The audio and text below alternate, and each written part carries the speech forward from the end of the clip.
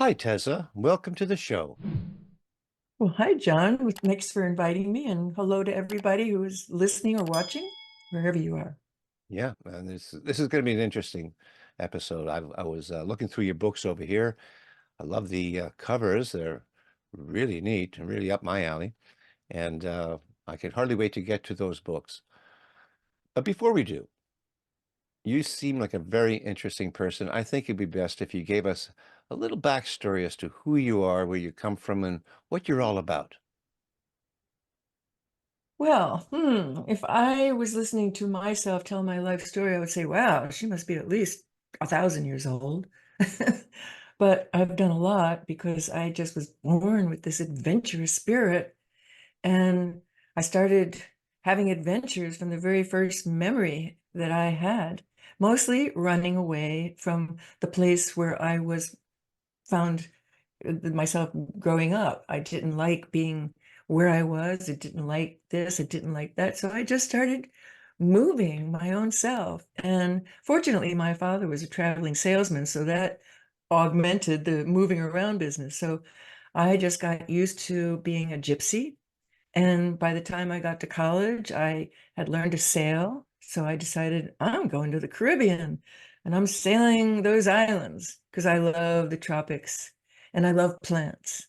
One of the first things I did as a professional artist was to be a botanical illustrator for what is called now plant medicines at Harvard University. So I was thrilled to investigate my subjects in their locale, in the jungles, in the tropics, because all these medicinal plants come from the tropics. So I spent the whole entire decade of the 70s sailing and adventuring and living among really quiet third world people, I would call them, mostly in the island of Dominica, which is between Martinique and Guadeloupe. At that time, there was no television anywhere in the 70s. Hmm.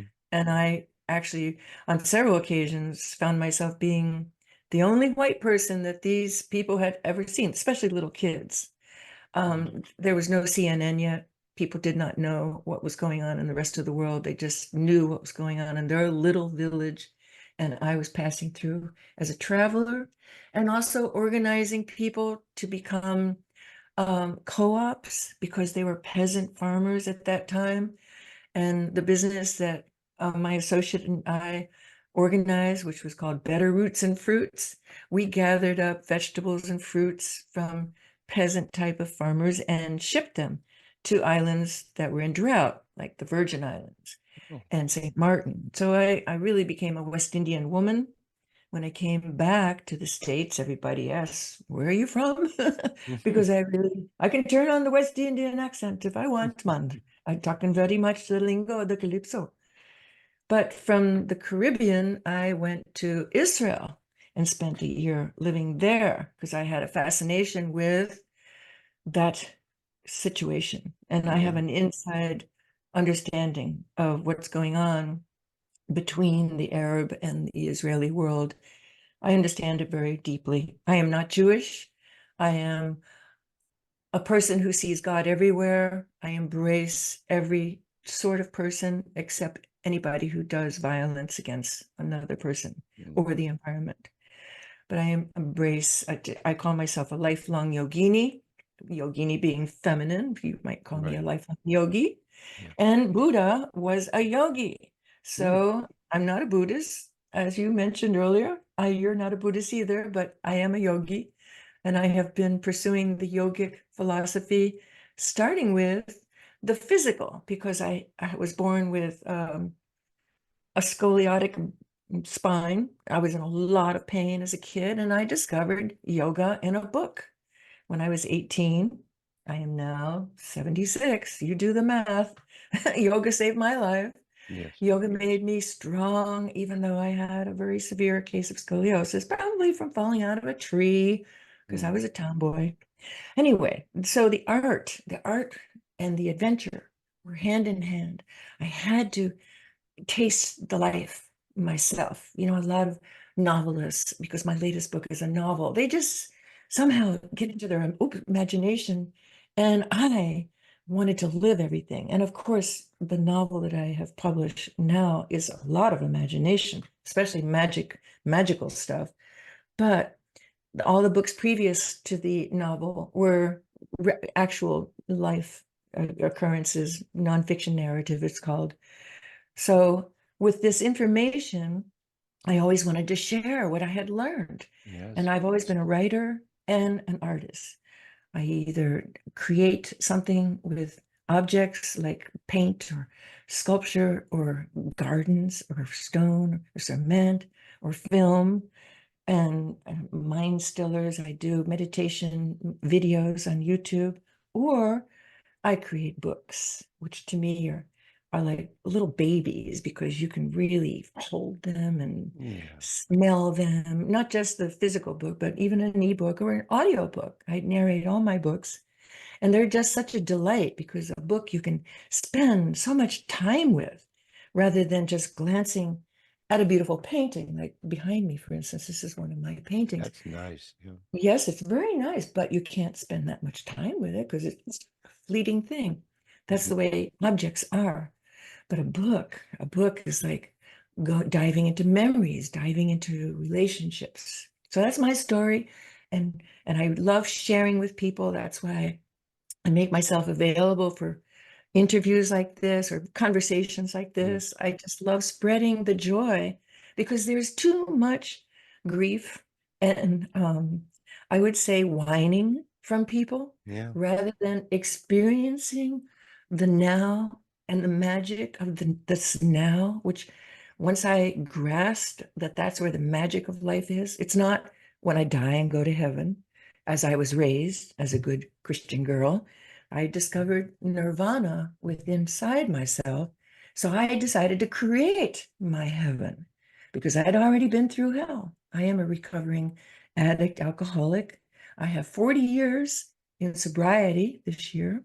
So I know the depths of hell, and I have decided that I prefer the glory of creating paradise within our own existence right here, right now.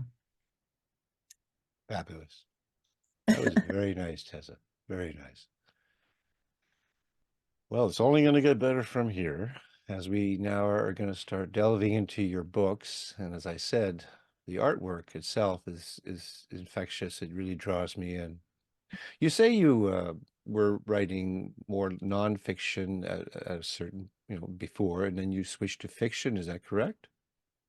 Yes, my first literary works are nonfiction narratives. Okay. And the latest book that I've published, which is just out now, is my first published novel. I've written other novels, but my writing is surprisingly odd. I would say for good reason. You know, I have this new saying, rejection is God's protection. Mhm. But publishers have not been interested in my work because it's really delving into the magic moment of the now all the time, with contrast of what can happen if you don't buy into that choice that we all have. Mhm. So my nonfiction books, starting with teaching yoga and meditation to young juveniles in prison, that was my first nonfiction book. I'll bring it out here so you can see the cover. There it is. It's about sharing the inner peace that one can derive from just choosing to be in the center of our own being. And at the same time, as I'm teaching these girls these simple techniques, they're ancient techniques. A major hurricane is on its way and eventually will strike dead on the facility that is in the middle of the boondocks of Florida. I live in Florida. And so it's the correlation of the inner eye, which is our place of peace, our nest, our home, you know, the inner heart, the sanctuary, the cave, the place where we are safe, the place where we are one with all. We correlate that in the book, in the eye, with being in the eye of a hurricane. And Okay. you being from Nova Scotia, you've probably never been through a hurricane. We get the tail end of it every fall. A couple of But if you're times, in right, fact. yeah, if you're smack dab in the middle of hurricane territory, where I've spent a lot of time being in the Caribbean, what happens is the forces are swirling around you, but when you actually go right over the center, it's dead quiet. Mm, The yeah. winds are still. The leaves settle down. There's nothing except, of course, a little rain, and you can't see the sun. But if you see a satellite picture, it looks like a huge eye. It Everybody's does. seen Yeah. pictures. Yeah. That's the eye of the storm. And so, as the hurricane is coming in this book, the correlation between nature and what we are going through with the nature of being human is absolutely simultaneous and in sync. And it is the same thing, it's mimicking each other. Yeah. Yeah. That's the theme of that book. Themes are so very important in books, I think at least. Not everybody writes with themes. Yours is based on your experiences with the hurricane and the eye, because you were in that part of the world. I climbed mountains, so when I chose to write, I I write using that motif because the beauty and the glory of nature and how powerful and beautiful and dangerous at the same time. Nature is absolutely, I call it the modern spirituality. Yes. If one is not in sync and in cahoots, feeling just as much coordinated with what's nature's going through as your own personal experience, then you're just missing the boat. You're missing the whole point of having an awakened experience of Hmm. life. Because nature is our manifestation. We are part of nature. I mean, of course, we have rocket ships now and we can go off, and Elon Musk would love us all to move to Mars, but we will take our humanity with us. And Yeah. humanity is from, I love the word, humanity comes from humus, humans. We are humus. We are like the detritus that falls in the forest. That's where that word originates. We Hmm. are part of the matrix of this planet. Yes, we are in human form, but we have a lot of DNA that's similar to every rock, insect, you know, molecule of water. We are Yeah. all disconnected with our DNA also. Yeah. I saw a book here that you wrote, Zen Love, A Journey of a Blended Family. You mind talking about that? No, I don't mind at all. It's one of my beautiful babies. So Okay. that was the second nonfiction narrative because I don't like to call it memoir because when I write about my experiences, I'm also writing about all sorts of influences, and it's not just about me. And so Zenla was about the multi-generational story of the blended family that I married into 32 years ago, and it's going strong still.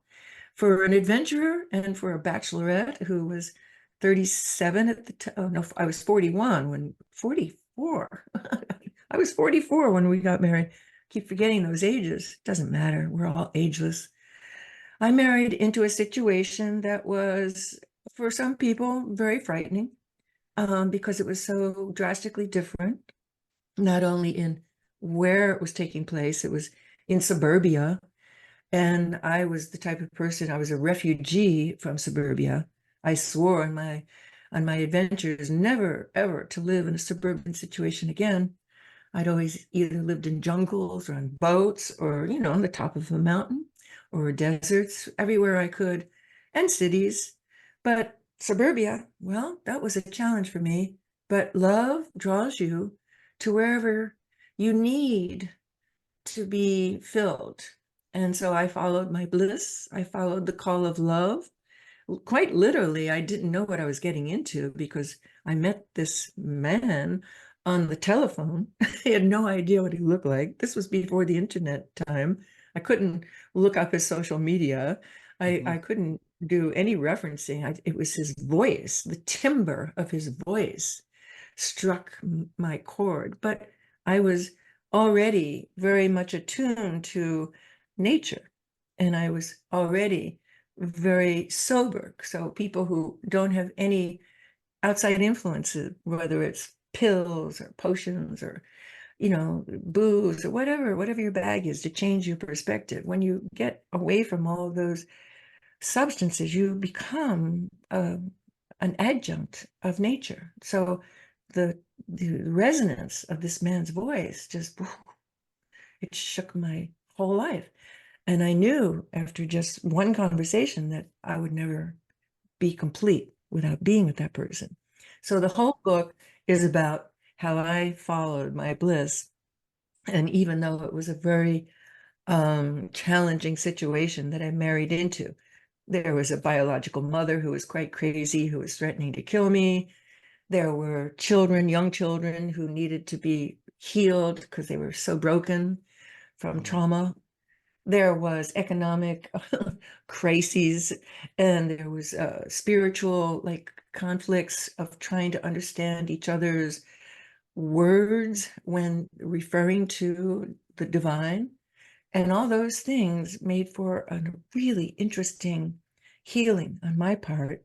And also, I think, for the whole entire family. So it documents the healing of 3 generations in this family.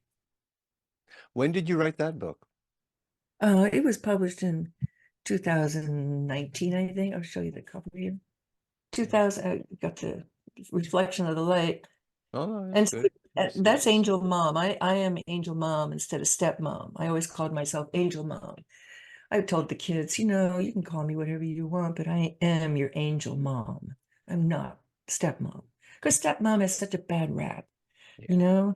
yeah, And also the bio mom was feeding them the fairy tales, the grim stories of, literally the witch flying around on a yeah, broomstick is the stepmom. So I had a lot of adversity, as I did with teaching yoga, which was not yet mainstream to the young girls, young juvies in prison, which the previous book that we talked about was bringing up. And a lot of parents were telling their children who were incarcerated because they were such lousy parents, either drug addicts or not giving enough love. They were telling their children they were going to go to hell because they were practicing this thing that nobody knew about, but they yeah, yeah, heard on Jerry Springer that it probably was a cult and they were going to be opened up to satanic forces. They're still in some circles here in the boondocks of Florida. We have a lot of people who live out in the swamps and stuff.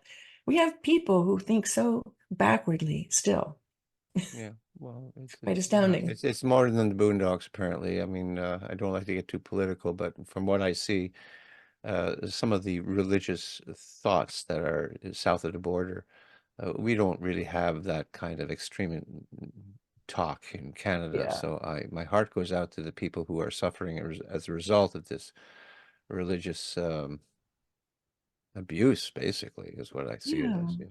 Yeah. Canada has always been noted for being much more open-minded. Matter of fact, when I traveled, I didn't tell anybody willingly that I was American. I used to hide behind the fact that, oh, I'm Canadian, because Americans had a bad rap, just like South Africans. I was living on a black island, as I mentioned, and South Africans were not allowed to come on that island during the years of apartheid. Yeah.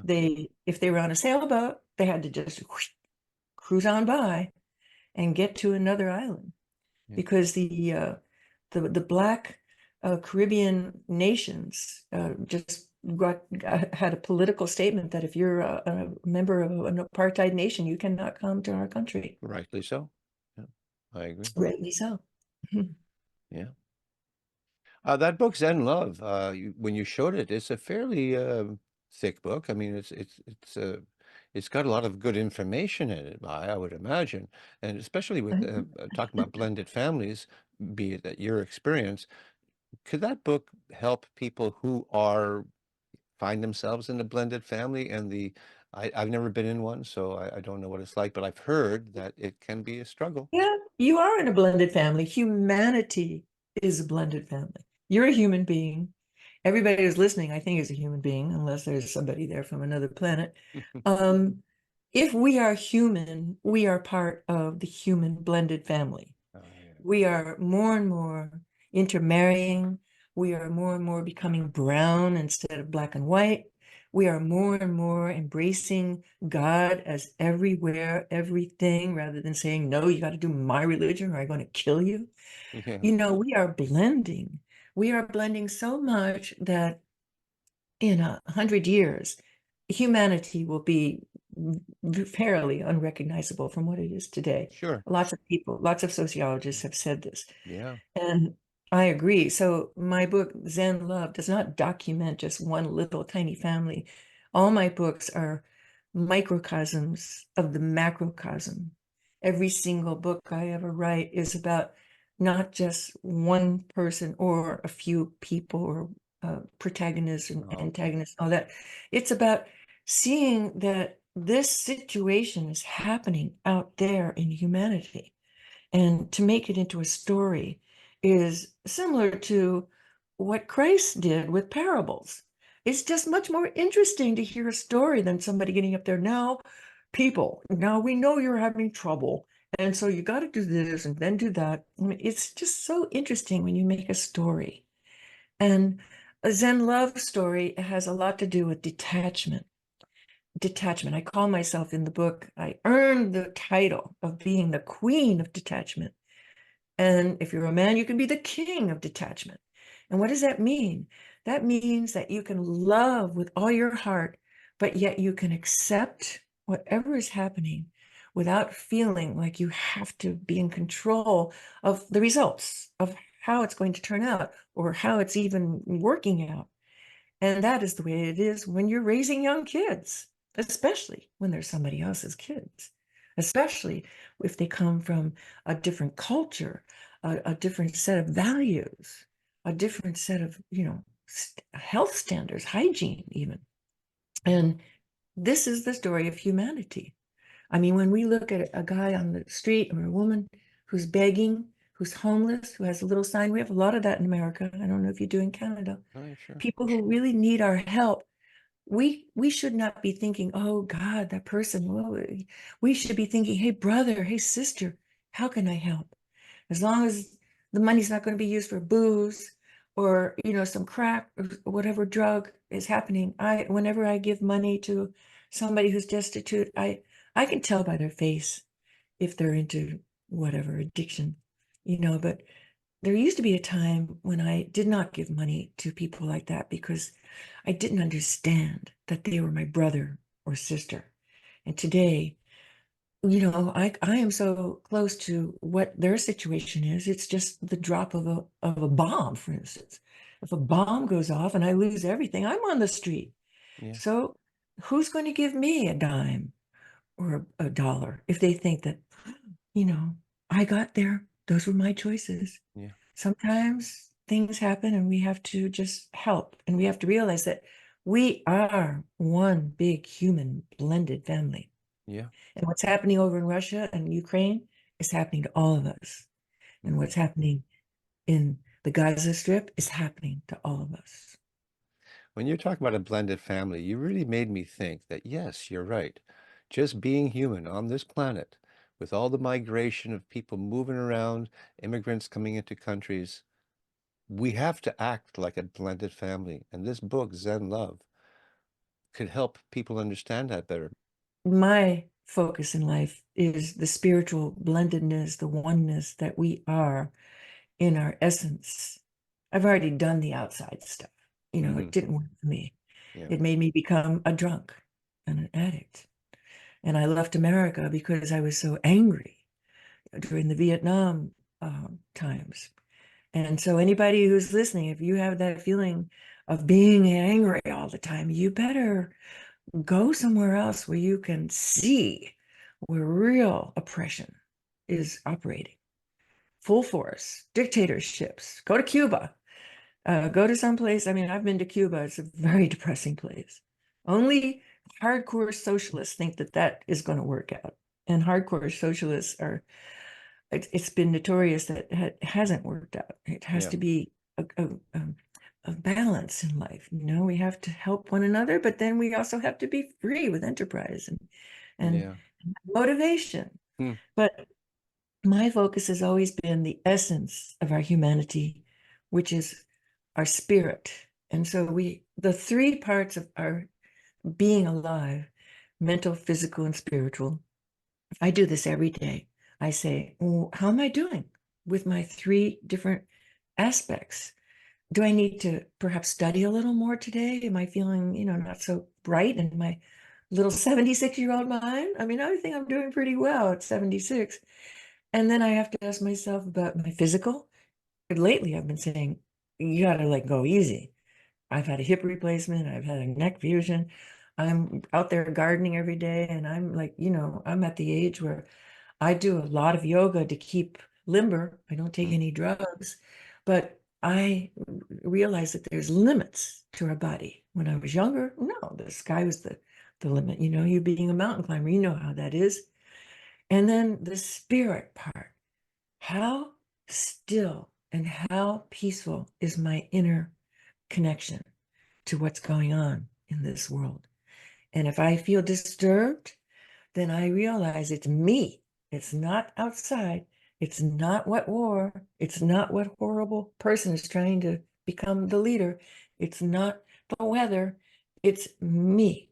It's my mind, my metaphysical tool that has gotten a little wacky, and I have to bring it into some peace. So I know my techniques, and that's what I explore in the eye. The techniques that I share with the girls in prison are the techniques that I use myself. Mantra, asana, acceptance, detachment, discernment, all those things you need to, that's your toolbox. Yeah. And you don't get them from going to a shrink. You get them from practice. And practice means exactly what it is. Practice, practice, practice. Sometimes you're practicing how to still your mind and you realize, whoa, I got to go shopping. I didn't get enough, blah, blah, blah. And you realize, oh, I didn't practice very well today. My mind was very unsettled. And then the next day you realize, wow, there were just a few moments there where I experienced that divine connection of being one with all of this. And Mm. that's delicious. It is. It's delicious. I see the Buddha behind you. It's I, a yeah. delicious thing. Yeah. Mm. I So all discovered, three of personally, I us, discovered yoga in my 40s, and I practiced it well into my 50s. I haven't done it as much as I should, but I know what you're talking about. And yeah. it does marvelous things to you. Yoga is just a word that means discipline. Mm. Today, my yoga practice, and I'm blessed because I have built myself a little private yoga place. It's more PT. People would call it, okay, you're doing PT. You've had a hip replacement, you've had a neck fusion. Yeah. I don't I don't do all these extreme things, but it's yoga because when you're doing it with your mental, physical, spiritual, all connected to whatever movement you're doing, whether it's with weights or you're doing abs or you're doing a real live asana, that's yoga. And so it's how it's done. It's not what is done. Well said. I'm going to flip through here, see what else I can find. Well, let's talk about my manifesto. We glanced over the very first book Let's. Yes. published. We Are One is an art book. I call it Verse and Vision. It's got art and it's got tiny little verses of helpful hints how to get into each of the images. And it's a wonderful thing to show people through visual and also a little help with some words. Because sometimes visuals are difficult to decipher. What did that artist really mean by painting this mermaid on a rock? What did he mean? So verse and vision is important. And this image here, we are one. If you notice, I'll cover my name there. it's it's got no body. It's got the clothes and it's on a throne and it's got a halo. But if you really look at it, there's no body there. There is no physical discernment like a label. There's no white person, black person. There's no angel. It's whatever feels comfortable is the oneness. And that's the theme of my life, my work, and all the consequent books that I published. So I call We Are One my manifesto. And that was the very first book that I published. What medium do you use to paint? everything. I just use everything. I know the technology. You have to start in a sequence. You can't put oil down and then paint with water base. You put, like yesterday, I started some paintings with water base, but I will go in with oil, and then who knows, I'll end up with something. But I don't always just paint. And this book is three generations. There's that three generations again. They were originally either paintings or sculptures, because I also sculpt. Then I took a photograph of the actual object. Then I painted in that photograph, and then that was reproduced. So that's three generations of work. So it's not Fascinating. just from one thing. Fascinating. Yeah. Yeah. Does what do you do for a living? I mean, you're retired now, but what I'm did not you? retired. Artists don't retire, we just die. That's I kind of an agree with inside you. Yeah. joke. Right. We just die. We don't retire. So I'm a creative junkie. And so that's always been my drug of choice. And so that's who I am. But my career, I have no career. I've never been interested in a career, just like I was not interested in having a family until I met this wonderful man and I helped raise his. So what I did for money has always been very strange. Like as a student, of course, I did waitressing. As a botanical illustrator, I was paid quite well by Harvard University to do very scientific and exquisite, um, fine line drawings, which I can't do anymore because it's so crazy, meticulous. And then from there, I went to the Caribbean and I had an inter-island shipping business. I had a restaurant. I would do jewelry because I always took my tools with me. I've done silversmithing. I would do portraits in hotel lobbies for always fast money. And then eventually I came back to the States and I was a landscape designer in the Hamptons, making lots of money. And I always had businesses, and if I was in a strange place and I ran out of money, I never had to borrow any money except once. I had to borrow 200 bucks. But I've always just lived by my wits. And since I've married, my husband and I do renovation stuff. We buy really old, crappy places in beautiful neighborhoods. It's a formula. You look for real estate that nobody else wants, and then I go in and do my magic because I've renovated probably about 30 different properties and carpentry, plumbing, and then finally I put the landscape thing. And I always do xeriscape. I get rid of lawns, and I put in beautiful native plantings with lots of rocks and terracing. And that's basically what I've always done for a living. Wonderful. Yeah. Wonderful. Yeah. You found the fountain of youth. Well, just like I believe in creativity, so if I were going to make money, I would prefer to make it doing something creative. But if something dropped, if the world just fell apart, I have no problem going to get a job delivering pizza Yeah. or going to work at Walmart. I have no problem. Yeah. I'm not too proud to do that. I mean, one must eat and Mhm. one must never give up. Yeah. And if you're a creative junkie like I am, you don't want to worry about where your next meal is coming from. So yes, you get a paycheck somewhere. And there's Mhm. always somebody. I have also been an assistant to other artists. At one point, Elaine de Kooning, who was married to Wilhelm de Kooning, who was considered one of the top artists in America when he was alive.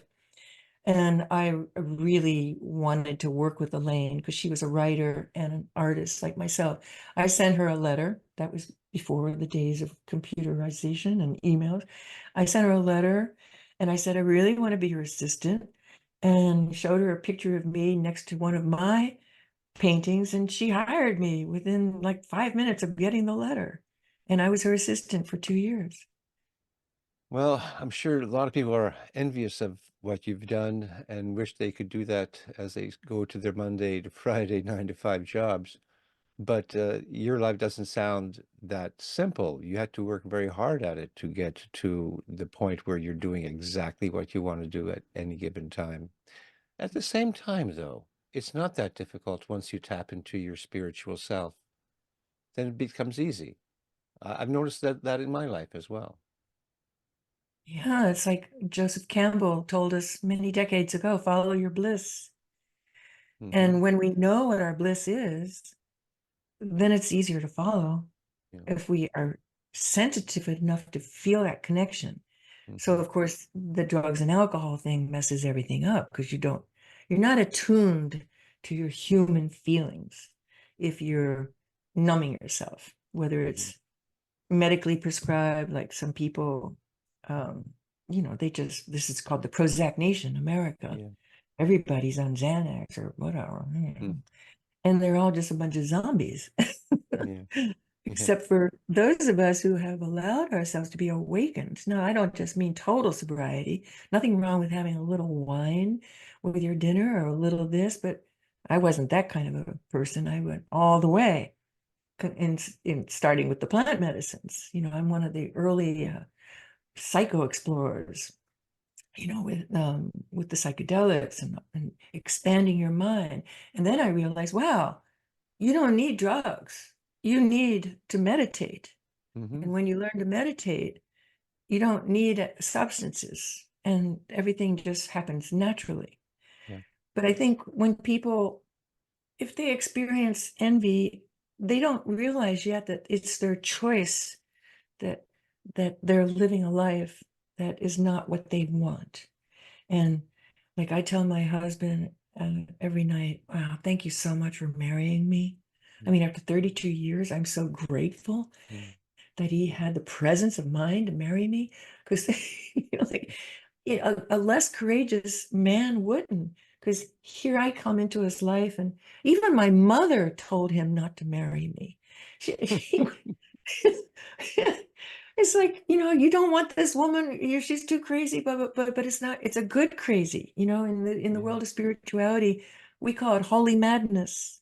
When somebody is really filled with the grace and the goodness of God and see God everywhere, it's good crazy, and yeah, some people they might scoff at me or they say, oh, you're too weird. I don't know. Won't fit into my cocktail party because you don't drink cocktails. But hey, you know, people like me, we accept every person as a manifestation of the divine. This is our experience here on life. It's our choice whether or not to see that this is a manifestation of the divine, or are we going to judge? And that judgment is what kills our spirit, Mhm. kills us, Yeah. and also brings disease. And a lot of people are getting sick these days. A lot of kids are committing suicide. People like me and you, John, and everybody who has a positive outlook in life, we need to talk more about how it's all a choice, whether or not we're living in a state of bliss or if we're living in a state of conflict. It's Mhm. fear or love. Take your choice. It's that simple. I hear that mentioned in my personal life. Fear or love, take your choice. I've heard that before.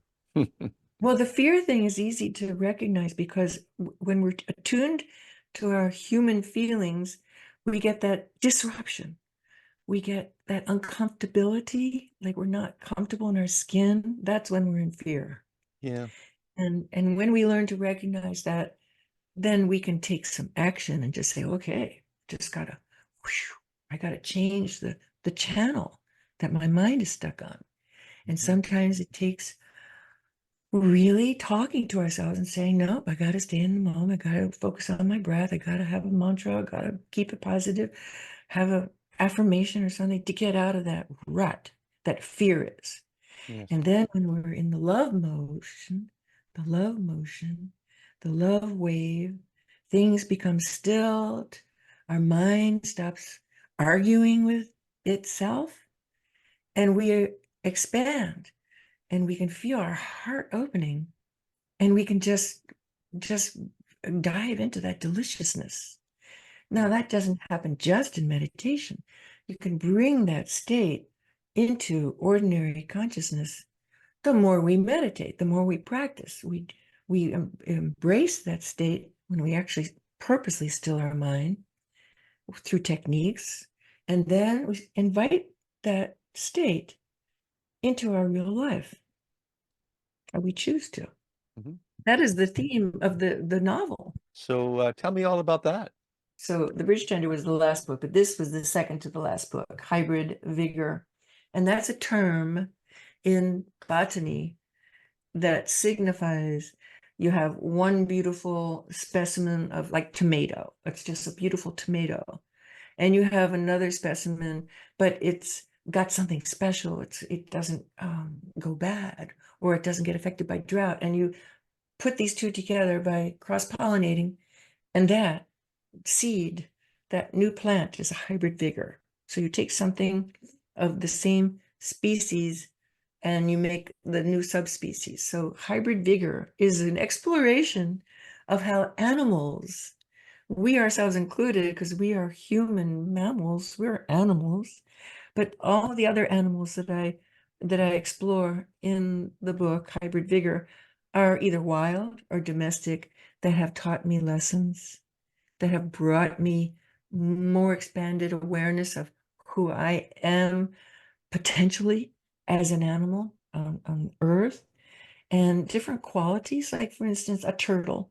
A turtle is always plodding methodically forward, and it's just never giving up, just like we talked about. That's the life of the artist, always plodding forward with our eyes right ahead, because a turtle can't look behind, just the structure of its body. And many different lessons that animals bring, like playfulness. Dolphins taught me about playfulness. I call in a pod of dolphins just using my mental invitation. That's the beginning of the book, and the turtle ends it. And everything in between are different creatures. One would be a moth, another is a snake that loses its skin, always growing, always expanding. Another would be a dog, a domestic dog that actually saved my life. And I didn't know who this dog was. And so we have many things to learn from the animal world. The skunk, the skunk that, like, does a little number with its stomping before it sprays its scent at you. We need to give people warnings before we get ticked off. And if people are more sensitive to what's happening with relationships, a little warning is enough for somebody to say, okay, we need to change the atmosphere before I get skunked.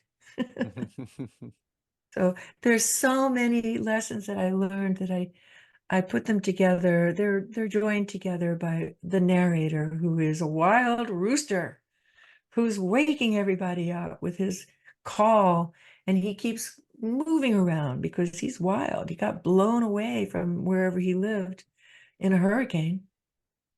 And all these books, by the way, are audiobooks. I narrate them. So if you like my voice, you're going to hear plenty of it with the audiobooks. A lot of Great. people are using audiobooks these days Yeah. because it helps in the conservation world. And some people focus on the spoken word rather than the written word. Yeah. Let's move over to the bridge tender. You've got a woman standing on some sort of golden bridge. What is that? Yes. Okay, so this image came to me in a dream. This is the exact image. Of course, I painted it with painterly strokes. And so what is that bridge? What is that golden bridge? It is the understanding that the character in the novel, whose name is teZa, and she helps others understand the seen to the unseen, from the real, what we call real, to the magic, to the surreal, to the, you know, deadbeat, dead end world, to the open possibility, endless, infinite exploration, specifically about what's happening with our world, our environment. And it ends in a completely different world than how it begins.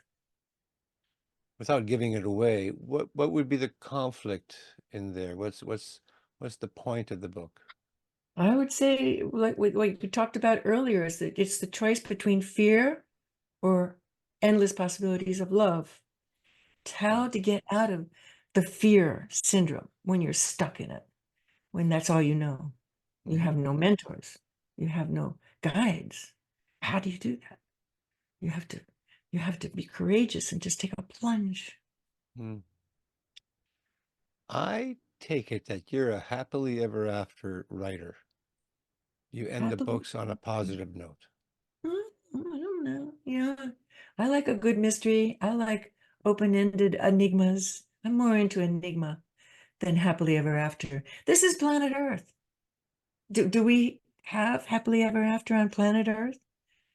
I've Only, never only inside of us, the bliss that we find inside of us. The right. world could be causing all kinds of problems, but when we focus through meditation, we find that happiness, that happily ever after inside of us. It really sounds to me that you found that in your personal life and in your spiritual life and emotional life. I get that message from you. I believe in Earth is some kind of a school that we are all going through as beings. I've never seen anybody go through life without having a real challenge. And like my father-in-law, he lived to be 99. Everybody thought he was the most perfect person. He was a spiritual giant. He was a teacher of dream interpretation in the Edgar Cayce tradition. And he also was a very successful business person. And so he had, after having had a lot of failures earlier in life, he finally got his act together and experienced magnificent comfort. But just at the end of his life, he made a bad choice. He married, after his first wife died, a so-called gold digger, and all havoc broke out and very great sadness, and immediately pushed him into either dementia or Alzheimer's, really who can tell the difference? Because of, I think people who have really big shocks with life, they want to escape, and mental illness is rampant. That's a good way to escape if you're not into drugs and alcohol. So there are other ways of escaping, There are. and Yep. the spiritual life. So I believe that every single one of us, even if you're the Dalai Lama, even if you're the Pope, even if you're the blessed person like Mother Teresa, I've heard she had a lot of dark nights of the soul. Her faith was always being tested. She was not always in perfect bliss. And I believe that this is the adventure here on life. It's not necessarily happily ever after unless we choose to make it so in our own personal experience. And then it's not just our ego that says, oh, yeah, I'm happy, but we become more human and we reach out and share this adventure, this choice with our fellow family members in the blended family. And we show the people that it is possible to live in a conflicted, crazy, and toxic world and yet be a constructive and joyful person in the midst of all that havoc. Okay. Talk to me about your website. I was there and it's very impressive. Where can people find you there? My website is my name, tezalord.com. And I'll give a shout out to Author Bites. They're the people who beautifully designed what I felt absolutely represented my aesthetics and my ethos, and all my different variables. Like there's the books, of course, that's what the headline is, the books. And then there's galleries of art. There's there's sculpture, there's paintings, there's the botanical work. And then there's a section on my spirit activism, which is an important part of my life, putting out positive messages like this, having the public see who the creator is of these books and art. And also mind stillers, which are sweet little guided meditations that I put up on YouTube, and free yoga, free discussions, free chanting, and all that stuff that I offer to the world. That's my spirit activism. Very nice. Do I understand correctly? You have a YouTube channel yourself? I do. Okay, talk to Yes. us about that. Well, it's YouTube is a great kind of non-discriminatory platform. It seems that throughout my experience with social media, it's the go-to. Like if I want to learn how to do some tiling, I'll go to YouTube. And if I want to see some obscure movie, I'll go to YouTube. And it just seems to be a fountain of information. And I started putting YouTube videos together during the pandemic because I felt very strongly that people needed uplifting practices like the meditative short little clips that I called mind stillers, and some chanting, and some simple asana postures, and simple talks.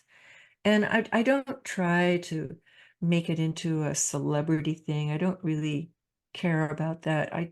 It's part of my art form to offer comfort and inspiration to all my human family. And so YouTube is a good way to do it. You just type in my name and there I am. Hmm, I'm with you on that. Very good. Yeah. I'll have to check that out myself. Well, teZa, I've been doing something new this season, and it's kind of simple. And just before we wrap up, I'm going to put you full frame and pick something that you really want to promote and tell the viewing audience about that book and why they should consider buying it. So, Oh, okay, let's do that. okay. Full frame. I'm looking right at the camera rather than you. um, I guess I always assumed I was full frame. I always feel like I'm being full framed wherever I go in life. And being full frame means full disclosure, not having any holding back. And that is what I do with the bridge tender. The bridge tender feels to me like giving birth to the gift that I have always wanted to give the world, but never yet had all the skills and all the experiences and not quite enough courage to do it. And so I have done it with the bridge tender. It's a very startling and shocking story, and it is not for the weak of heart. You have to be a brave person to read the bridge tender. And I'd be so interested to know how everybody feels about it by, your comments as a review on Amazon. I mean, I just want to hear how the world feels about this because the early reviewers have told me that everything I feel is true, that this is so necessary for people to realize that there's much more happening in this world than we can see, than we think is going on. And we have a lot of help from unseen forces that are at our beck and call. And that's what the bridge tender is all about. This has been a delightful conversation. And I remember when you first contacted me and the several emails that went back and forth, I thought to myself, from what you wrote to me and how you wrote, how you express yourself, I am looking forward to this conversation a lot. And here it is.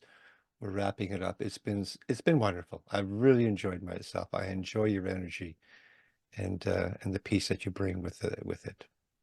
Oh, that's great. Yeah, yeah. Words are magic. Words people don't give that much credit to, but in the yoga world, it's called the Matrika Shakti. Mhm. And Shakti meaning spiritual energy. Words are very important. They are. So thank you so much. I felt the same when we corresponded. Hmm, good. And you're always welcome back as you feel the need to express yourself more through some more of your art. It doesn't have to be books. It could be just whatever you're into. I would love to have you back as a guest in the fall or next year or whenever you feel comfortable enough. Contact me, please. Oh, great. Thank you so much. I would be pleasured to be here again. Thank you. Okay, very good. Well, I bid you farewell and all the best for you and your family. Thank you. Blessings.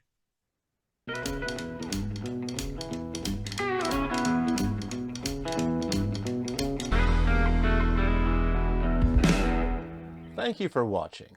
If you like what I do here on Tell Me About Your Book, then please consider hitting that like button and leaving a comment. You can also subscribe and ring that bell because I release 2 episodes per week, one on Wednesdays and one on Saturdays. And if you are an author, I would love to hear from you. Until such time, keep on writing and be kind to one another.